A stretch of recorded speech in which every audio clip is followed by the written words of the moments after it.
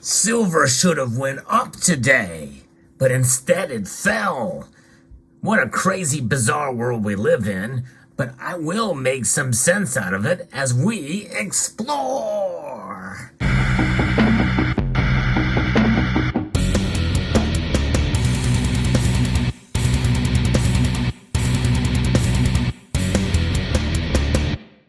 The more I look at these markets and what drives them, it's kind of interesting. It's kind of amazing to see just how much psychology plays a role.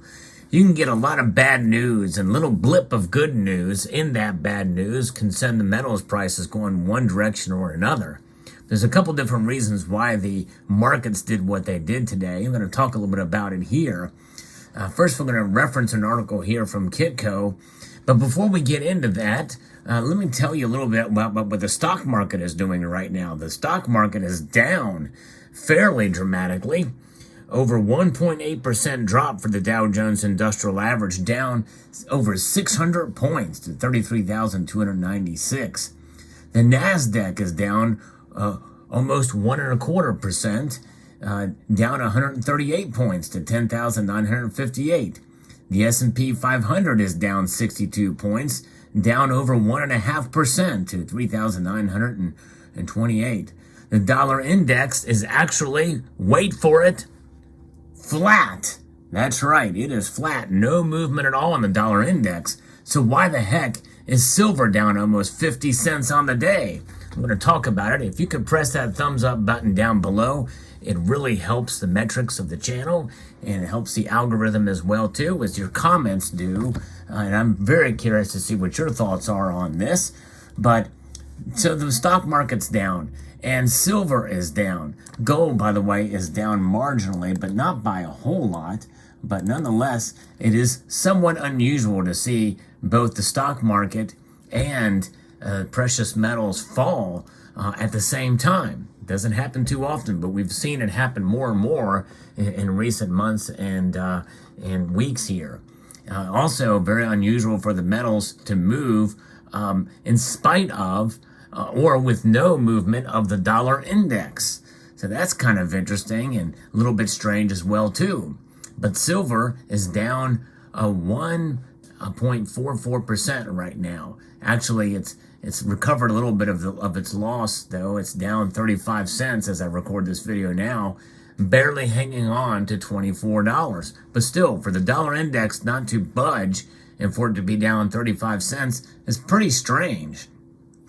So Kitco says here that a lot of this is occurring because of profit taking, and I think that is likely the largest aspect of what's happening with silver and gold.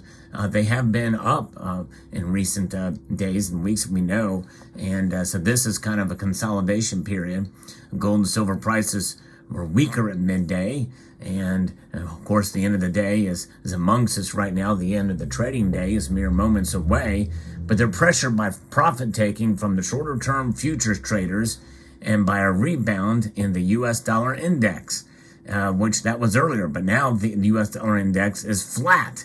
There's nothing happening here. Now, let me go back to that first sentence there, because it says that it's pressured by profit taking from shorter term futures traders.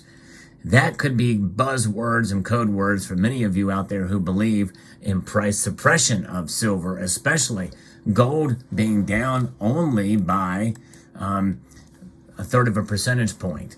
Now, typically, silver takes a bigger hit than gold does in that reaction. People tend to hold on to gold even in the paper markets as much, but some people feel that this is just happening across the board, and it's more apparent with silver. And so gold's price down $7. And by the way, the platinum group metals are down as well too. Platinum and palladium both down. Platinum down 2% there. So it's a very active day for U.S. economic data that's been released. We could talk about that.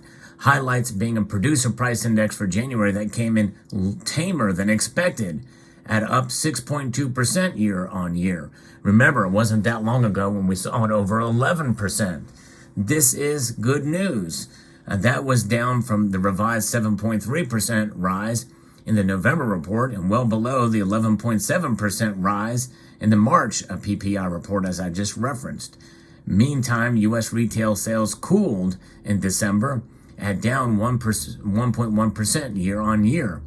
Gold and silver got a brief boost from those two reports, but then backed down from the daily highs on the profit-taking pressure. Global stock markets are mostly higher overnight, but now they're lower, and they're dramatically lower here as we are seeing. And by the way, Bitcoin has fallen back a little bit too, down over 2.4%. Now, something else to watch is the Japanese yen. We've been talking about the yuan for quite some time, but we saw how the Japanese yen and the bond markets there affected silver prices here. The yen tumbled against the U.S. dollar at the Bank of Japan, made a surprise move to keep its cap in the 10-year government bond yield at a 0.5 percentage point. Many thought the Bank of Japan would be hawkish and raise the cap. The Bank of Japan move is an attempt to keep Japanese interest rates low while global interest rates have been rising. And so that is something to watch and see how that plays out.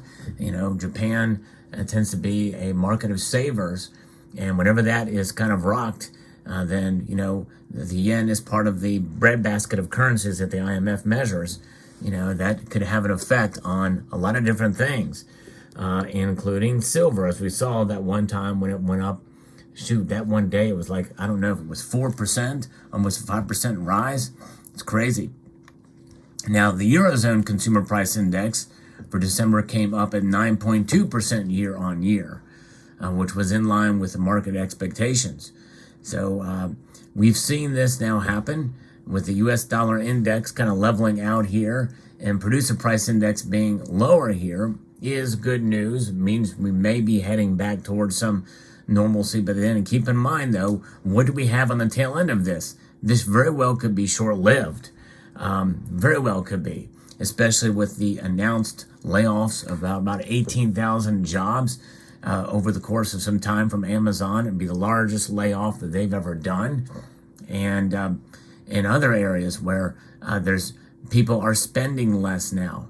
And so we're going to see GDP maybe fall again, maybe potentially here. Inflation is really starting to take root here, folks. And that is something to consider. Remember, the reason why gold and silver don't just sprout out at the very beginning of these recessionary periods is the same reason why they haven't before.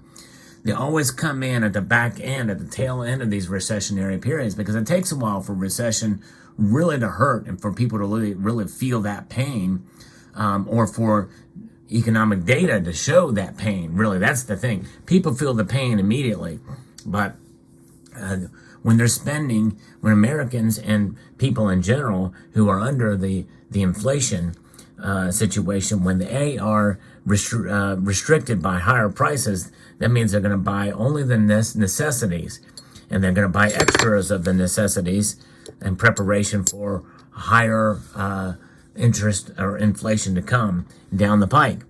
And as that occurs, then you bet your bottom dollar that they're not going to be betting their bottom dollar on other goods and services that they would buy normally. And I think that's what we are starting to see now.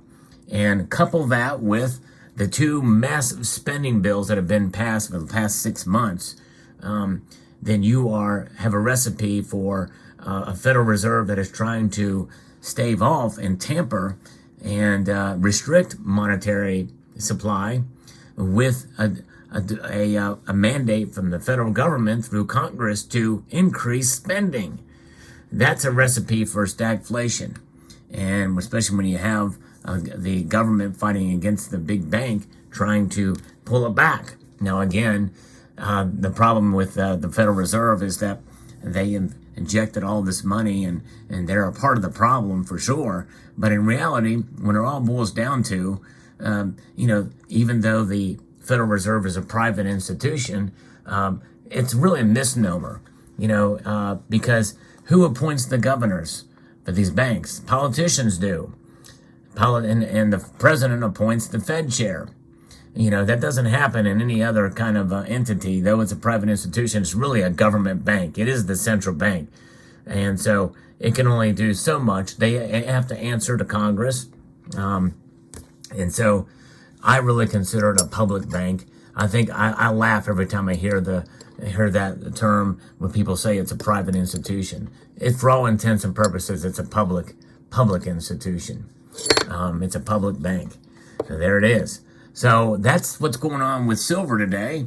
And it's pretty strange, but we will see. I think this is going to be somewhat short-lived, as silver is now, as I record this video, again, watching these markets, it's down almost 2% with a flat dollar index. It just doesn't happen very often. Very strange indeed. I think it'll be short-lived. I think we're going to see these prices rebound. What do we have coming up? Thursday is the debt ceiling stuff, the deadline for the debt ceiling. We have a couple of months for this battle to take place in Congress. And what could come out of that? Well, who knows? Well, actually, we have some idea of what could be offered and done. The right thing to do is to obviously cut back on spending, trim the budgets of some of these bloated federal agencies. And that would be the obvious solution to staying within your budget.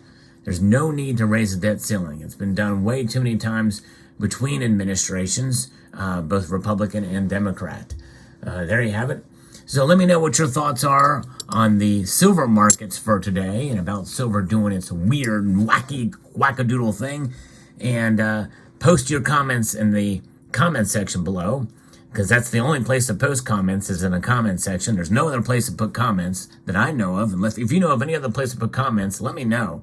And I want you to please share this video. Yes, indeed. Spread it far and wide on any kind of social media platform that you can think of. And I want to extend a multitude of gratitude to all of you for taking the time to watch this video. And yes, please rate this video, share it, comment, and if you haven't done so already, subscribe.